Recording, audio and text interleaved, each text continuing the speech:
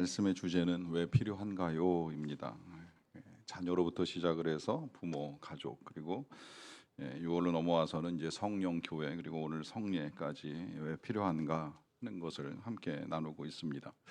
필요한 것들이 이제 대개는 가정을 통해 아니면 이제 교회를 통해서 우리에게 주신 하나님의 선물이라는 사실도 함께 확인을 하게 되는데요. 교회를 통해서는 이제 먼저 교회 자체가 선물이 되고 그 다음에 이 성령 그리고 이제 오늘 함께 하게 되는 이 성례 그리고 진리에 이르기까지 이 모든 것들을 우리 하나님께서 우리에게 필요하다는 걸 아시고 허락해 주셨습니다. 그 가운데 이제 오늘 우리는 이 성례가 왜 필요한가 하는 것을 함께 나누게 되는데요. 이 성례는 아시겠지만 이 성찬과 세례를 의미합니다. 뭐 두 개를 합쳐서 성례라고 표현을 하기도 하고 아니면 거룩한 예식이기 때문에 성례다 이제 이렇게 표현을 하죠. 가톨릭은 다르다는 말씀을 드렸어요. 우리는 이제 두 개의 예식만을 성례로 지금 진행을 하고 있는데 로마 가톨릭은 칠성례로 제정을 해서 우리가 하는 이 세례 대신에 영세로부터 뭐 고해 성사 그리고 결혼 성사까지 이제 다 성례로 이해를 합니다만 이제 우리는 종교 개혁을 거치면서 오직 딱 두 가지를 성례로 규정한 이유가 있습니다. 그 첫 번째 이유는 이제 이걸 우리 예수님께서 말씀하시고 예수님께서 제정하셨기 때문입니다. 그 가운데 이제 세례는 예수님이 먼저 시작을 하신 건 아니에요. 예수님 오시기 전에도 세례식 자체는 있었어요. 세례 요한이 주었던 세례인데요. 이제 조금 다른 것이 세례 요한이 주었던 세례는 죄 씻음의 세례입니다. 주님 오시기 전에 주님 오실 것을 예비하고 또 천국 임하기 전에 회개하고 죄 사함을 받으라라고 하는 명령에 따라 죄 씻음의 세례 예식을 행하였습니다. 그런데 우리 예수님이 이제 이 땅에 오셔서 사역을 끝내시고 또 십자가에서 죽으시고 부활하시고 난 다음에 하늘과 땅의 모든 권세를 가지시고 분명하게 말씀하셨죠. 그 말씀이 마태복음 28장 19절에 이렇게 기록되어 있는데요. 그러므로 너희는 가서 모든 민족을 제자로 삼아 아버지와 아들과 성령의 이름으로 세례를 베풀라 합니다. 여기 예수님이 이제 다시 명령을 하신 거예요. 가서 제자 삼고 세례 줘라, 세례를 베풀라.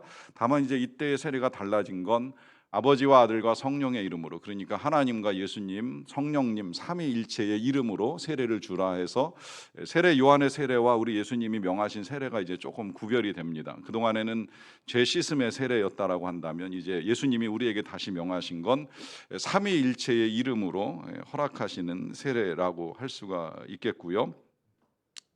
그렇다면 이 삼위일체로 이제 허락하시는 세례를 우리가 진행해 나갈 때에 어떤 사람이 세례를 받고 왜 세례를 받아야 하는가, 정말 세례의 필요는 뭔가 하는 이제 질문을 하게 됩니다.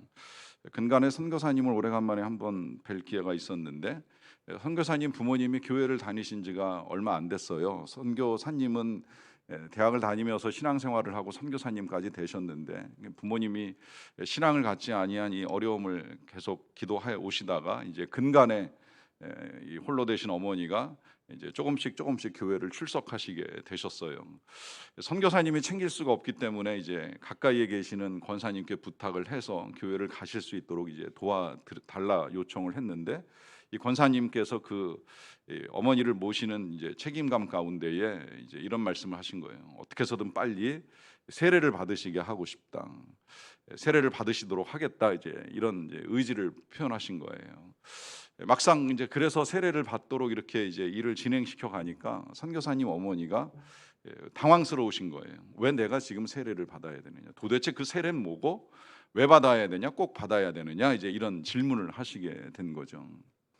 여러분 한번 생각을 해보십시오. 여기 대부분 다 세례 받으셨을 것이라고 생각이 드는데 왜 받으셨습니까? 이것이 왜 필요하다고 생각하십니까? 혹시라도 아직까지도 이 세례가 천국 가는 티켓이나 구원의 보증처럼 믿거나 생각하시는 분은 아니 계시겠지요. 이걸 꼭 받아야지만 천국에 갈 수 있고 안 받으면 못 간다 이렇게 생각하고 세례가 꼭 필요한 거 아니겠는가 하실지 모르겠지만 세례를 받았다고 해서 다 천국에 가는 것이 아닐 수도 있고 또 세례를 받지 아니하여도 천국에 갈 수 있다라고 하는 것이 분명한데, 그렇다면 굳이 왜 세례를 받아야 하는가라고 하는 질문을 하게 되고요. 자, 이와 더불어서 이제 성찬 또한 우리 예수님께서 제정하신 또 하나의 예식인데 때가 되면 한 번씩 이제 우리가 오늘처럼 이렇게 이제 떡과 잔을 함께 나누는 행위를 하게 됩니다. 이 또한 이거 꼭 먹어야 되는가 마셔야 되는가, 그리고 이것을 먹는 데 있어서 엄격하게는 이제 세례 받은 사람들로만 제한을 하는데, 물론 우리 교회는 뭐 그렇게까지 제한하고 함께 성찬을 나누지는 않았습니다만은, 제 어렸을 때의 기억 또 배워온 과정들을 통해서 보면 아무나 성찬을 받을 수 있는 것이 아니라고 하는 것이 너무나 분명한데, 그렇다고 한다면 그 성찬 왜 그렇게 제한적이어야 하는가, 또 때로는 성찬을 참여하지 않는 것에 대한 문제점을 제기하는 경우도 종종 있을 수가 있고, 그래서 때로는 이 교회에서 행하는 징계 가운데 수찬 정지의 명령이 내리는 것도 보게 되면, 그거 한번 참여 안 하고 한번 먹지 않는다고 해서 우리의 삶에 어떤 일이 일어나는가라고 하는 질문이 있을 수 있다는 것입니다. 자, 이런 모든 질문에 이것이 왜 필요하냐라고 하면, 제일 먼저 이제 우리가 이해할 수 있는 답은 이 모든 것들이 지금 주님께서 명령하신 것들이라고 하는 것이지요. 분명히 이제 주님이 하신 말씀이에요. 너희는 가서 제자 삼고 세례를 줘라. 거꾸로 이야기하면 이제 세례를 받는 사람들이 있을 수 있다라고 하는 거 말씀하시면서 세례의 필요성을 언급하셨고요. 또 성찬을 제정하실 때에도 먼저 예수님이 이제 그것을 행하고 보여주시면서 마지막에 당부를 하시잖아요. 이와 같이 하여 나를 기념하라라고 하는 명령을 내리십니다. 그래서 이제 교회는 예수님을 믿는 공동체이기 때문에 그 예수님의 명령에 따라서 이제 이 모든 예식을 2000년 동안 계속해 왔습니다. 일단 그래서 우리에게 세례가 필요한 이유, 성찬이 필요한 이유, 한마디로 말하면 예수님 때문이라고 하는 거예요. 예수님이 말씀하셨기 때문에 우리가 그 일을 해나간다라고 하는 것이죠. 자, 그렇다면 더 중요한 건 왜 예수님이 이 일을 마치 유언처럼 십자가에 달려 돌아가실 때는 성찬을 하라고 명하시고, 또 부활하시고 승천하시기 전에는 세례를 주라고 명령을 하시면서 이것을 유언처럼 남기셨을까라고 하는 질문인데요. 1차적으로는 이제 이 지금 세례에 참여하거나 혹은 성찬에 참여하는 것이 우리가 교회 공동체의 구성원이 되는 이제 과정으로서, 또 구성원이라는 사실을 증명하는 것으로서의 예식이라고 하는 것으로 이해를 하셔도 좋을 것 같습니다. 이 성례의 유명한 신학자로는 이제 로렌스 스투키 목사님을 꼽을 수가 있는데, 이분이 하늘이 주신 선물 세례라고 하는 책에서 이렇게 말씀을 하세요. 세례를 받는 것은 단지 죄를 깨끗하게 하기 위함이 아니라 크게는 하나님의 가족으로 연합하는 것이며 세상 가운데 하나님의 대사로 살아가도록 부름을 받는 것이다 라고 말씀하십니다. 이 정의에서 보시듯이 이 세례는 단순히 죄사함 내지는 죄 씻음의 과정만이 아니라 이제 교회 구성원, 교회 공동체의 한 사람으로서 함께 이제 되는 것을 의미하는 것이라 할 수가 있겠죠. 그러니까 이 교회가 된다라고 했을 때, 우리가 교회를 이룬다라고 했을 때 이 교회의 구성원이 되는 것이 그냥 단순히 교회에 등록하는 것 내지는 교회에 출석하는 것으로 이루어지는 것이 아니라는 거예요. 교회에서 이제 진행하는 예식에 따라 세례를 받는 순간에 이제 정식으로 교회 멤버가 된다고도 표현할 수가 있을 것이고, 이제 그렇게 되면 성찬에 참여할 자격까지 얻게 된다라고 하는 것인데, 중요한 건 왜 그러면 이와 같은 예식을 통해서 교회의 구성원이 되고 그 구성원만이 성찬을 나누는 것을 이렇게 중시하는가라고 하는 것인데, 여기서 이제 정말 중요한 건 지금 이 성찬과 세례를 명령하신 예수님과의 관계성 때문에 그렇습니다. 이것이 그냥 단순하게 물을 찍어서 한번 예식을 진행하는 것이나 모처럼 한 번씩 먹게 되는 이 떡과 잔의 의미가 있는 것이 아니라, 이 모든 것들이 예수님이 명하셨을 뿐만이 아니라 예수님과의 관계성 속에서 우리가 이해하고 받아들여야 하는 것이기 때문입니다. 여러분 아시지요? 이 세례식 누구한테 베풉니까? 뭐 여러 가지 표현이 있을 수 있겠지만 우리가 가장 기본적으로 이해하고 알고 있는 걸로 표현하자면, 예수님을 나의 구주와 주님으로 믿고 영접하는 자에게 세례식을 베푼다, 이제 보통은 이렇게 우리가 정리를 합니다. 이때 이제 예수님을 구주와 주님으로 영접한다라고 하는 이 의미는 먼저는 스스로가 죄인이라는 사실을 깨닫는 데서부터 시작이 돼요. 사실은 우리가 이 사실을 인정하지 않으면 예수님이 왜 구주이신지조차 알지도 못하고 믿을 수도 없기 때문에 이제 여기서부터 출발하는 것이 굉장히 중요합니다. 우리가 죄인이라는 거죠. 물론 이것조차도 이제 왜 자꾸 죄인이라고 하느냐, 뭐 때문에 죄인이냐, 또 뭐 법부터 시작해서 윤리 도덕까지 따져가면서 이야기를 하면 설득하는 데 시간이 좀 많이 걸리긴 합니다만, 분명한 건 하나님을 떠난 자는 죄인이고 우리가 죄 가운데 태어나 죄 가운데 살고 있고 앞으로도 죄를 지을 가능성을 가지고 살아가는 죄인이라고 하는 사실을 인정하지 아니하면, 그러면 구주가 필요가 없는 거예요. 더군다나 중요한 건 그 죄 가운데 우리가 우리 스스로를 구원할 능력이 없다는 것까지도 이제 인정을 해야죠. 아무리 예배를 드려도, 아무리 기도를 하고, 아무리 선행을 하고, 아무리 공로를 쌓아도 나는 여전히 구제불능의 죄인이라는 사실을 인정할 때, 그럼 누가 나를 이 죄인의 몸에서, 바울은 이걸 사망의 몸이라고까지 표현을 했는데, 이 사망의 몸에서 나를 건져줄 수 있을 것인가라고 하는 이 탄식 앞에 우리가 이제 구주가 필요하다는 사실을 깨닫게 되고, 그 구주가 누구신가?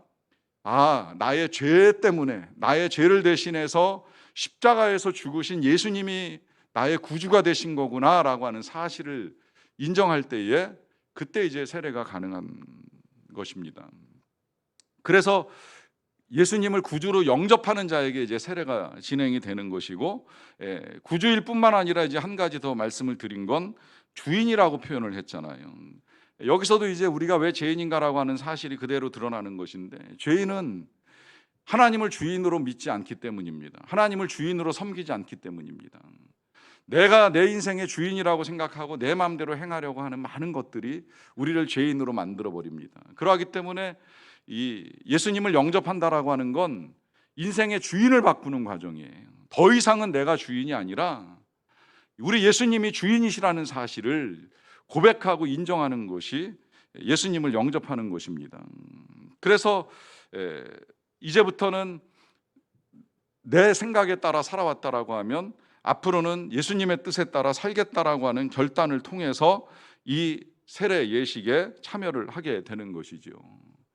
문제는 이제 그런 믿음의 고백을 가지고 세례를 받는다고 해도요, 시간이 지나면 내가 그 옛날에 그런 고백과 함께 세례를 받았는가라고 하는 사실을 다 잊어버려요. 저도 오늘 말씀을 준비하면서 생각을 해봤어요.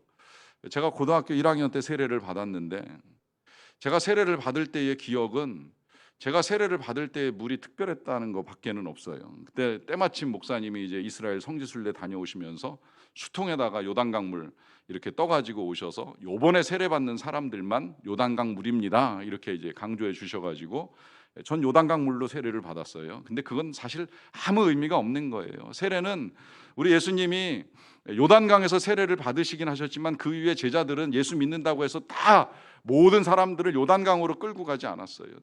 때로는 사해 바다에서, 때로는 지중해 바다에서, 때로는 유럽의 어느 강물에서도 세례는 수없이 행해져 왔기 때문에 어느 물로 세례를 받느냐가 중요한 건 아니라는 거예요.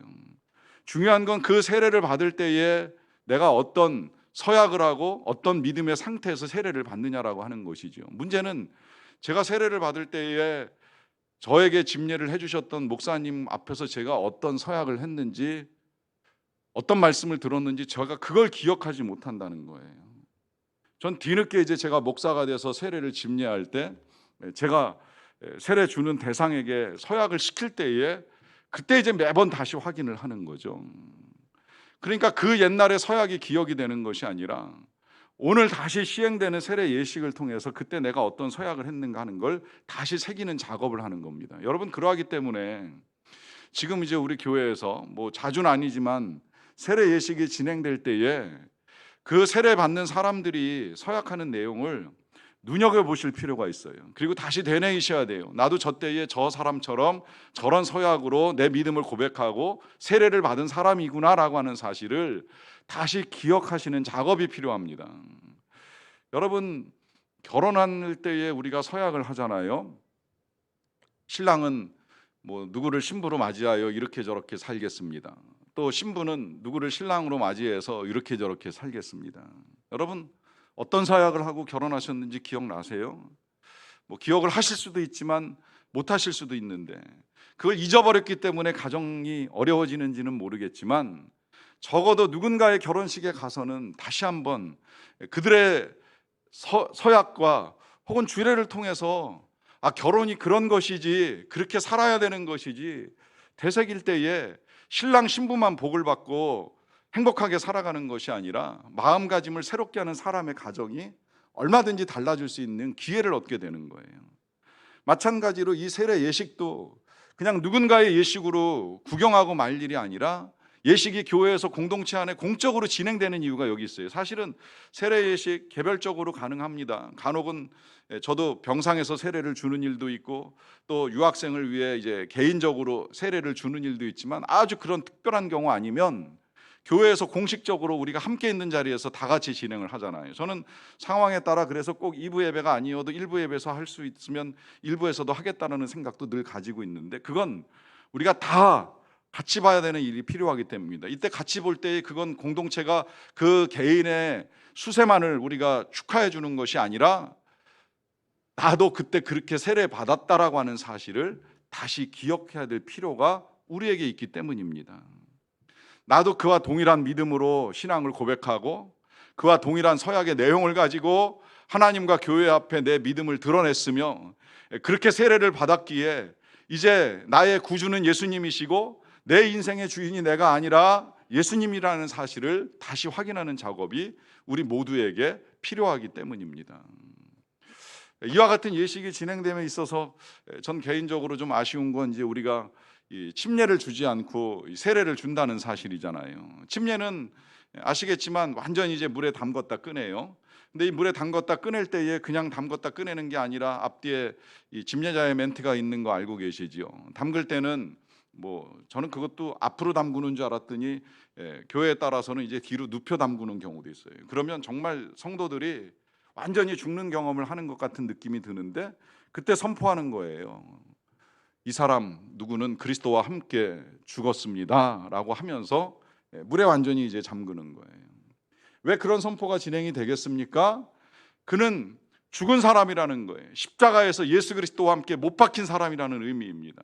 그 이전에, 이 세례 받기 전에 누구는 세례와 더불어서 과거의 인생이 완전히 끝났고 이제 그는 옛사람으로 마감되었다는 사실을 선포하는 겁니다. 그러고 이제 다시 물에서 들어 올릴 때에 선포하지요. 이 사람은 그리스도와 함께 부활했습니다. 이 말 속에는 이런 의미가 함께 담겨 있는 거예요. 더 이상 이 사람의 주인은 이 사람이 아닙니다. 예수님입니다. 그가 다시 살아난 건 옛사람으로 살아난 것이 아니라 그 안에 생명을 주신 예수님의 생명으로 살아났고, 그가 예수님의 생명을 가진 자이기에 그 생명의 주인이신 예수님이 그 삶의 주인이 되십니다라고 하는 선포가 그 속에 담겨 있는 거예요.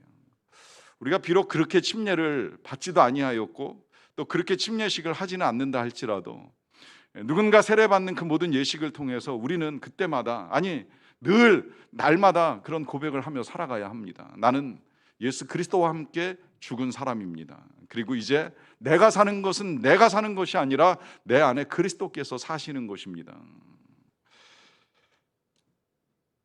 이렇게 고백이 있는 사람들이 이제 성찬에 참여하게 되는데요. 자, 이 성찬은 이제 최근에는 이제 교단의 법이 바뀌면서 유아 세례자도 함께 떡과 잔을 나눌 수 있는 길이 열리기는 했습니다. 다만 이 떡과 잔을 나눌 때에 이것이 그냥 이제 단순히 나누는 떡과 잔이 아니라는 사실을 거듭 강조할 수밖에 없는데요. 이건 말씀드린 대로 이 또한 예수님께서 제정하시고 예수님과 함께하기를 원하시는 예식이기 때문입니다. 주님과 무관하게 나누는 간식이 아니라고 하는 것이지요. 그래서 제가 처음으로 이 유아 세례자들에게도 성찬이 허용되었다라고 하는 말씀을 드리면서 성찬 예식을 우리가 거행하게 될 때에 그런 말씀까지 드렸어요. 혹시라도 우리의 자녀들 가운데 이 귀한 성찬에 참여하는 자녀들이 있다고 한다면 그 자녀는 예수님으로 말미암아 거듭난 생명을 가진 자녀이기에 예수님으로 말미암아 어떤 일을 겪어도 예수님께 맡겨진 삶이라는 믿음과 신뢰를 저버려서는 안 된다라고 하는 당부입니다. 그의 인생의 주인도 부모가 아니라 또 본인도 아니라 예수님이라는 사실이 분명하게 그 부모의 믿음을 통해서 고백되었기 때문에 더 이상은 누구에 의해서도 좌우되는 삶이 아니라 예수님에 의해서 다스려지는 삶이어야 할 것에 대한 당부의 말씀을 드린 것입니다. 이와 같은 말씀을 드리는 이유는 이제 이 성찬 예식을 우리 예수님이 제정해 주실 때에 하셨던 말씀 때문인데요. 첫 말씀은 떡을 나누시면서 이렇게 말씀하셨습니다. 이 떡은 너희를 위한 내 몸이다라고 하시는 말씀이죠. 자, 이 예수님께서 몸이라고 하는 이 표현을 사용하신 이유는 우리 예수님이 그 몸을, 우리 예수님의 몸을 우리들을 위해서 내어 주셨기 때문입니다. 우리 예수님이 우리의 삶의 구주라고 제가 표현을 아까 했었는데, 그렇게 표현하는 이유는 우리 예수님이 우리 대신 형벌과 고난을 받으셨기 때문입니다. 그리고 우리는 그로 인하여서 이제 우리가 겪어야 될 어떠한 징계와 저주, 형벌도 다 면할 수 있는 하나님의 자녀가 되었다라고 하는 것이지요. 또 잔을 가지고 나누실 때에 28절 말씀을 보시게 되면 이것은 죄사함을 얻게 하려고 많은 사람을 위하여 흘리는 바 나의 피 곧 언약의 피라라고 하는 말씀을 하셨습니다.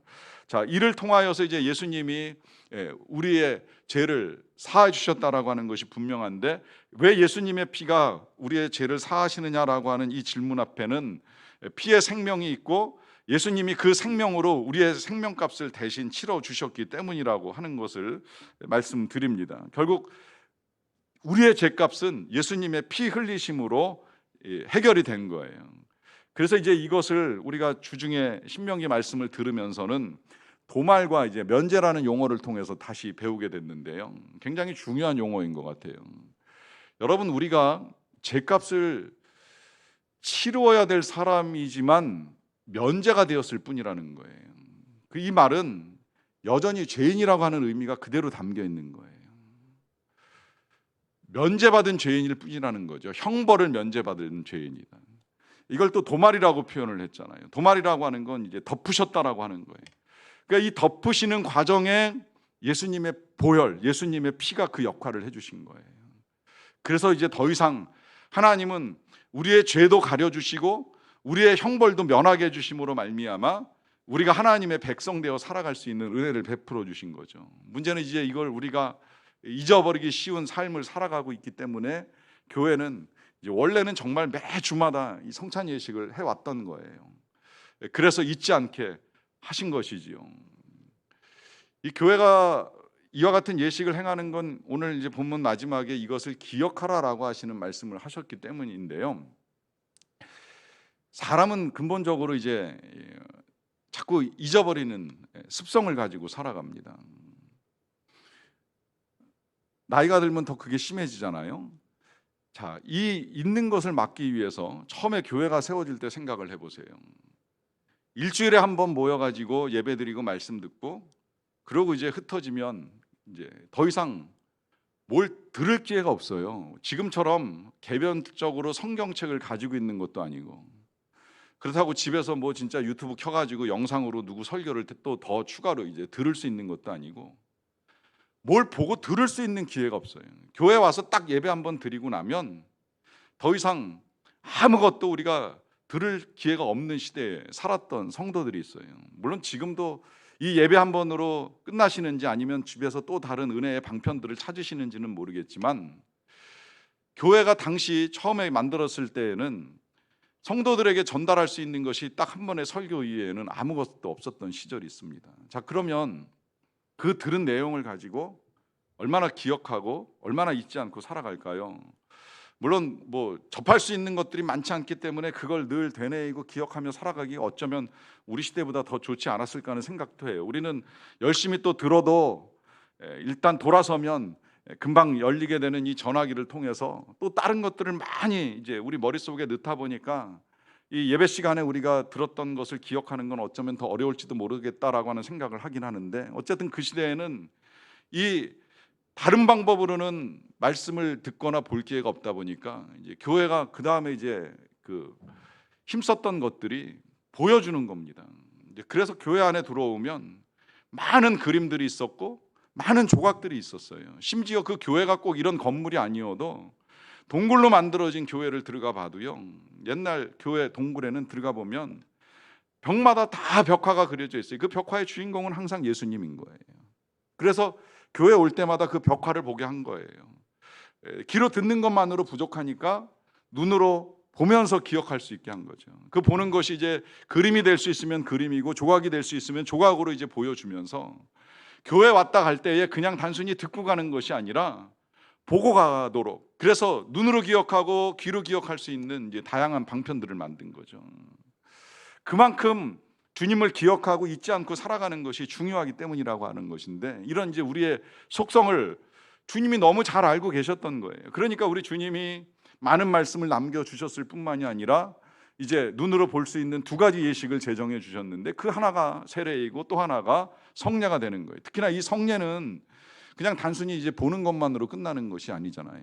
우리가 직접 받아서 먹기도 합니다. 이거 그래서 이제 오감을 이용한다고까지 표현을 하는 거예요. 먹기도 하고 냄새도 맡고 심지어 손으로 만져보기까지 하고 혀로 느껴보기까지 하면서 나를 위한 주님의 몸과 주님의 보혈이 어떻게 내 안에 들어오게 되었는가. 그리고 우리가 늘 듣는 말씀 가운데 이제 그런 말씀 있잖아요. 주님이 여러분들 안에 계십니다. 여러분들이 주님 안에 계십니다. 우리가 계속 전하고 듣는 거 많이 해왔어요. 성경을 통해서도 계속 우리가 그리스도 안에, 그리스도께서 내 안에 계신다, 너희가 내 안에 내가 너희 안에 거하면 많은 열매를 맺는다, 이런 말씀을 듣는데 실제로 정말 우리 안에 주님이 계시는지 의문이 생기니까 내 안에 하나님이 없다, 이런 책도 나오게 되는 것이고, 또 우리가 주님 안에 있다라고 하는 말씀 듣는데 도대체 주님이 어떻게 우리를 품고 계시는지를 모르잖아요. 그러니까 보이는 말씀으로서 주님이 우리에게 허락하신 것이 바로 교회고 성례인 거예요. 교회는 우리가 주님 안에 들어가는 걸 몸으로 느끼는 공간이 되는 거예요. 우리가 이 공동체 안에 참여하게 될 때, 그래서 우리가 이제 그 정도 안도는 가지고 있는 거잖아요. 교회 가니까 주님 안에 있겠지. 실은 아닐 수도 있지만 그냥 이 공동체에 참여함으로 인해서 내가 주님 안에 있는 거 아닌가, 이제 이런 생각을 하게 되는 거죠. 그래서 여기서 시간 많이 보내면 마치 하루 종일 주님과 함께 있었던 것 같고 여기를 떠나면 아닌 것 같이 생각을 하는데, 중요한 건 이제 보이는 메시지로서 이제 이런 공동체를 우리에게 허락해 주신 것이고요.